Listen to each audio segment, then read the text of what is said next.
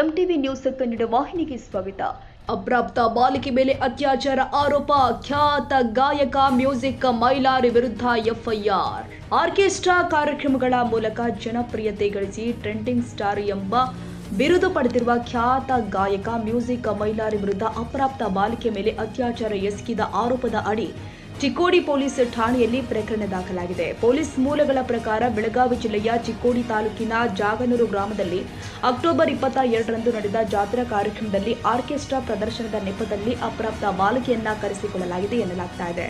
ಕಾರ್ಯಕ್ರಮ ಮುಗಿದ ಬಳಿಕ ತಡರಾತ್ರಿ ಬಾಲಕಿಯನ್ನ ಬಾಗಲಕೋಟೆ ಜಿಲ್ಲೆಯ ಮುಧೋಳ ತಾಲೂಕಿನ ಮಹಾಲಿಂಗಪುರ ಪಟ್ಟಣದ ಖಾಸಗಿ ಲಾಡ್ಜ್ಗೆ ಕರೆದೊಯ್ದು ಆರೋಪಿ ಹಾಗೂ ಅವನ ಇಬ್ಬರು ಸಹಚರರು ಸೇರಿ ಲೈಂಗಿಕ ದೌರ್ಜನ್ಯ ಎಸಗಿದ್ದಾರೆ ಎಂಬ ಗಂಭೀರ ಆರೋಪ ಕೇಳಿಬರ್ತಾ ಇದೆ. ಇದಲ್ಲದೆ ಹಲ್ಲೆ ನಡೆಸಿ ಜೀವ ಬೆದರಿಕೆ ಹಾಕಿ ಘಟನೆಗೆ ಸಂಬಂಧಪಟ್ಟಂತೆ ವಿಡಿಯೋ ಚಿತ್ರೀಕರಣ ಮಾಡಿರುವುದಾಗಿಯೂ ಬಾಲಕಿ ದೂರಿನಲ್ಲಿ ಉಲ್ಲೇಖ ಮಾಡಿದ್ದಾಳೆ.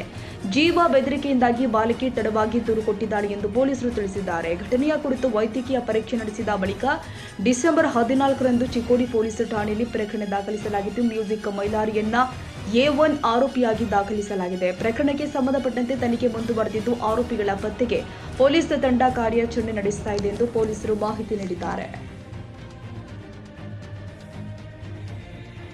ತಾಜಾ ಸುದ್ದಿಗಾಗಿ ಎಂಟಿವಿ ನ್ಯೂಸ್ 24x7ಗೆ ಸಬ್ಸ್ಕ್ರೈಬ್ ಮಾಡಿ ಮತ್ತು ಬೆಲ್ ಐಕಾನ್ ಅನ್ನು ಒತ್ತಿ. ತಪ್ಪದೇ ಲಿಂಕ್ ಶೇರ್ ಮಾಡಿ.